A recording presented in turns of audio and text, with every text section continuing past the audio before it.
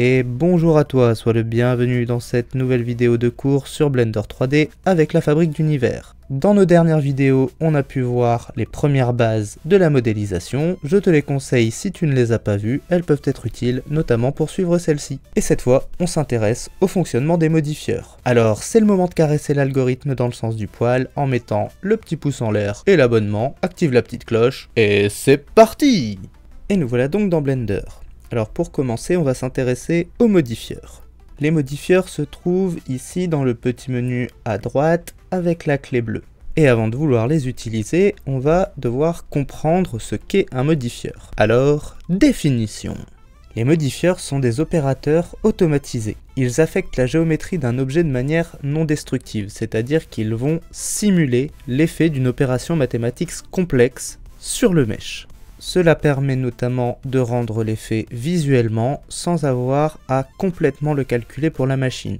Et comme on va le voir, ces opérateurs permettent de créer un grand nombre d'opérations mathématiques qui seraient réellement complexes et fastidieuses à réaliser manuellement en 3D. Il est bien sûr possible, si vous le souhaitez, d'appliquer le modifieur, mais cela rend le changement permanent et c'est donc très destructif pour votre modèle. Il est possible d'ajouter plusieurs modifieurs à un seul objet pour former ce qu'on appelle une pile de modifieurs. Ils vont s'empiler de haut en bas et seront calculés donc par le haut. Ainsi, le modifieur qui est situé au-dessus dans la pile sera calculé en premier. Pour ajouter des modifieurs, comme je vous l'ai dit, on se rend dans le menu de modifieur ici avec la petite clé, et on a alors deux possibilités, ou le petit bouton Add modifieur ici en haut, ou le raccourci Shift A ici dans le menu. Comme vous pouvez le constater, il y a plusieurs catégories de modifieurs. On a la catégorie Edit, Generate, Deform, Normal, Physics et Air. Chacune de ces catégories regroupe un certain nombre de modifieurs.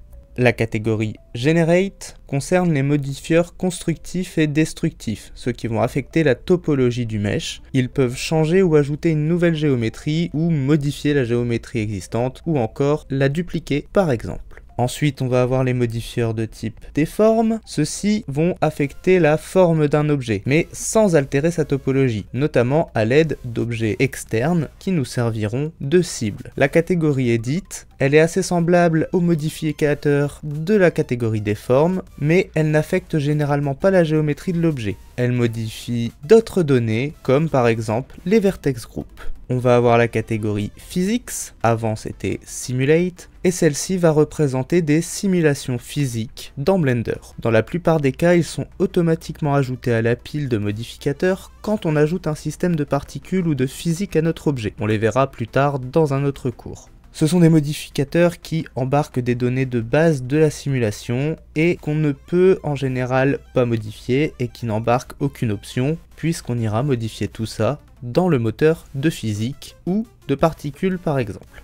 La catégorie normale est un peu spéciale, on la verra plus tard. Et pour finir, on a la catégorie R. Alors dans cette catégorie, ce sont des modifieurs qu'on peut programmer soi-même. Ici, ce sont des modifieurs qui vont servir à générer et à transformer des courbes de type cheveux. Mais on pourrait y créer n'importe quoi à partir de ce qu'on appelle le système de géométrie node. Encore un système très complexe qu'on verra un peu plus tard. Pour le moment, je vais poser un modifieur et on va voir la structure générale de ces petites bêtes. Je vais aller chercher un Generate et on va prendre par exemple un Mirror. Ne cherchez pas à voir son effet pour le moment, ce qui va nous intéresser, c'est la structure. En premier lieu, on va avoir la barre ici en haut du modifieur qui va embarquer un certain nombre d'icônes. La première icône, c'est celle avec la petite flèche et c'est l'icône Expand. Elle va permettre de plier et déplier notre modifieur pour gagner de la place. Ensuite, on va retrouver l'icône Type. Donc elle nous indique très rapidement le type de modifieur dont il s'agit. Ici on reconnaît l'icône classique du mirror et de la symétrie, le petit papillon avec la ligne symétrique au milieu. Ensuite on va retrouver un container de titre. On peut modifier le titre d'un modifieur pour y mettre ce que l'on souhaite. Il est important de noter que deux modifieurs ne peuvent pas avoir exactement le même nom dans la pile. Par exemple ici si j'ajoutais un deuxième modifieur mirror, le deuxième porterait un 001 derrière. On retrouvera ensuite l'icône en forme de triangle qui s'appelle Show on Case, c'est-à-dire que cette icône va permettre l'affichage ou le masquage du modifieur en mode edit. Pour que ce soit plus visuel, je vais prendre un autre modifieur, on va aller chercher un subdivision surface, Et là, comme vous voyez, mon cube est devenu une boule. Si je passe en mode edit avec le raccourci tabulation ou bien en haut ici à gauche, je vois que mon modifieur s'applique, mais je vois également un fantôme du cube de base. Si j'active la case Show on Case, voilà, on a l'impression que le modifieur est bien appliqué et qu'on le voit bien en mode edit. Ensuite, on va retrouver l'icône Show in Edit. Cette icône permet également l'affichage du modifieur en mode edit.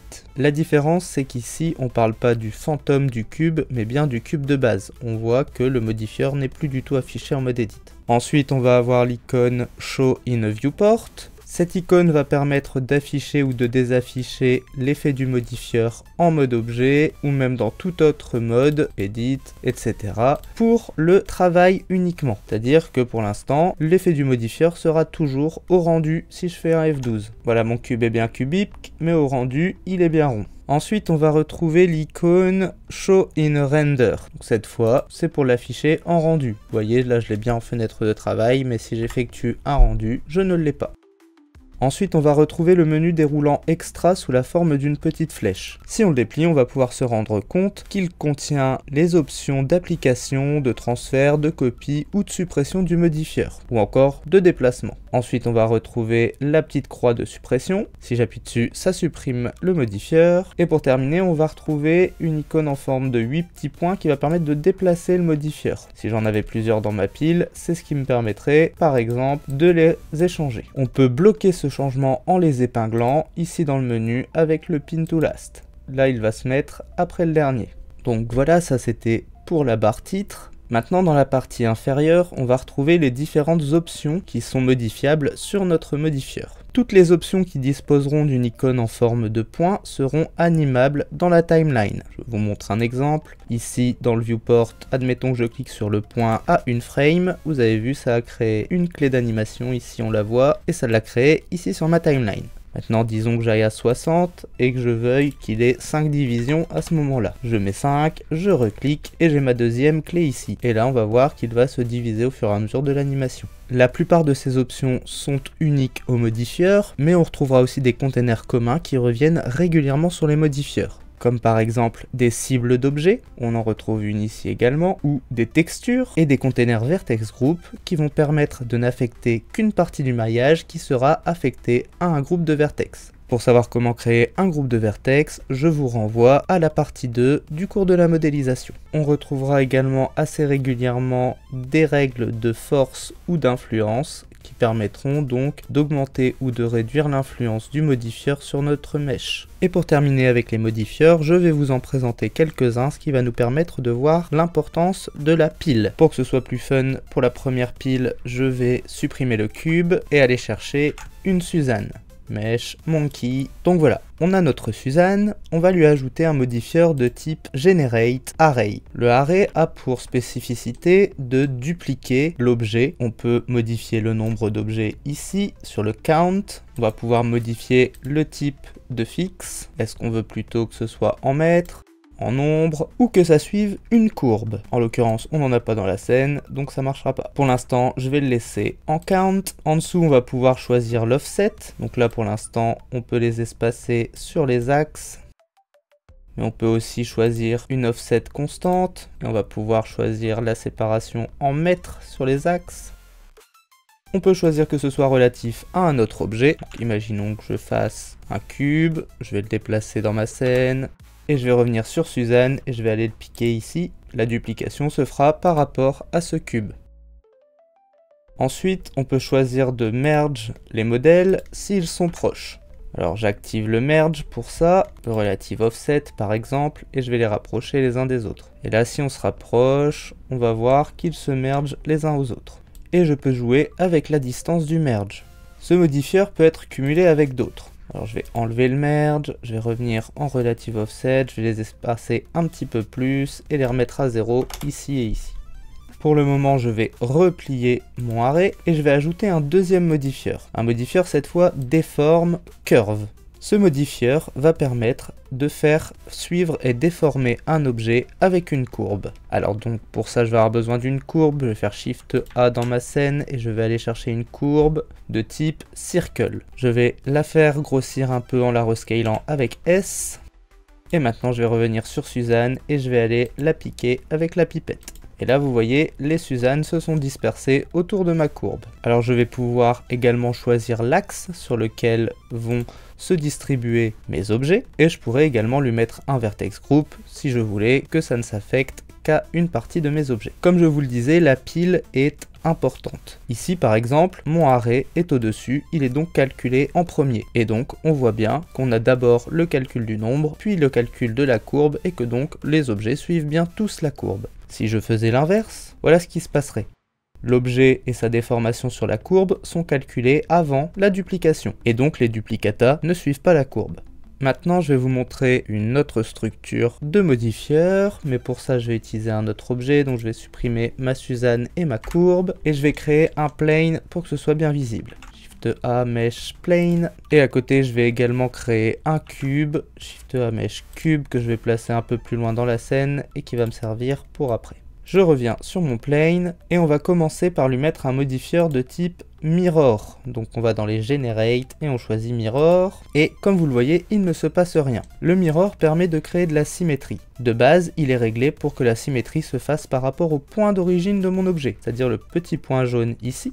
Et quand on travaille en mode Edit, cette origine ne bouge pas. Donc si je passe ici en mode Edit et que je déplace mon plane, on va voir que cette fois, il va bien se dupliquer sur l'axe des X. Sur l'axe des X tout simplement parce que c'est celui qui est choisi ici. Je pourrais également mettre l'axe des Y et l'axe des Z. Je vais annuler tout ça. Voilà, je suis revenu en position de base. Sur notre modifieur Mirror, on va également trouver la possibilité d'utiliser un objet comme référence plutôt que le point d'origine. Pour ça, on utilise la pipette et on va sélectionner l'objet en question. Je vais prendre mon cube. Et si je reviens en mode objet et que je m'amuse à déplacer mon cube, on voit que c'est lui qui sert de référence maintenant à mon mirror. Je vais l'enlever. En dessous, on va retrouver la possibilité de clipping. Alors le clipping va permettre de coller les deux objets entre eux au milieu. Comme vous le voyez, tant que je ne lâche pas le clic, ils ne se collent pas. Si je lâche, ils sont collés. Et d'empêcher qu'ils ne se décollent si on les redéplace. Une fois qu'on l'a collé et lâché, ils ne se décollent plus à moins qu'on désactive le clipping. Et le merge va déterminer à partir de quand il se colle. Je vais le replier et je vais ajouter un deuxième modifieur qui sera un subdivision surface dans les generate. Donc comme vous le voyez, le subdivision surface, c'est celui qu'on a vu tout à l'heure sur le cube. Il permet de subdiviser notre objet en choisissant le nombre de subdivisions ici. On peut les choisir pour le viewport, donc pour le travail, et pour le rendu. Il permet de mettre moins en travail pour alléger la ressource. Comme vous le voyez, ici, il est calculé après le mirror, et donc le clipping fonctionne très bien. Par contre, si je mets mon subdivision avant mon mirror, là, le clipping ne fonctionne plus parce qu'il calcule d'abord la subdivision, et donc d'abord l'image de notre cercle, avant de calculer le collage qui, lui, se fait sur l'objet où il n'est que simulé. On pourrait également ajouter un troisième modifieur Generate qui serait un Solidify pour donner du volume à notre plane. Ici, si je rejoue avec sa thickness, je vais pouvoir épaissir mon objet. Le Solidify contient un peu plus d'options. Pour l'instant, je peux vous montrer le fill ici qui permet de remplir les côtés de l'objet et le Only Rim qui va vous permettre d'afficher ou non la face du dessous. Donc le fill qui permet d'avoir des bords, le rim qui permet d'avoir une face inférieure. Alors je ne pourrai pas tous vous les montrer, mais je vais encore vous montrer un ou deux modifieurs. Alors pour l'instant je vais enlever tous ceux que j'ai mis sur mon plane. Et je vais venir lui mettre un modifieur Deform, Displace. Alors pour l'instant ça a juste l'air d'avoir déplacé mon plane dans l'espace. Si je joue avec la force ou avec le middle, on va voir que ça va faire bouger mon objet. Mais en fait, ce modifieur va permettre de faire beaucoup plus que ça en déformant concrètement l'objet. Je vais passer en mode Edit, je vais faire un clic droit et je vais le subdiviser plusieurs fois. Je vais utiliser son menu d'ajustement ici pour augmenter le nombre de divisions. On va le refaire une fois et je repasse en mode objet. Ici, je vais pouvoir avoir la possibilité de mettre une texture sur mon displace. Pour ça, je vais faire New. Ce qui m'a donc créé une texture. Cette texture est disponible dans le menu des textures ici en bas et on peut s'y rendre directement en cliquant sur ce petit icône. Pour l'instant, la texture est réglée en Type, Image or Movie. Moi je vais aller chercher par exemple un cloud et ici je vais pouvoir augmenter la taille de mon cloud. Alors je vois que j'ai mis aucune force, on va la remettre à 1 ici. Voilà, je vais revenir sur ma texture pour la paramétrer, et voilà ce que ça donne quand on joue avec la taille de la texture. Alors il y a un certain nombre de textures, vous pourrez toutes les tester.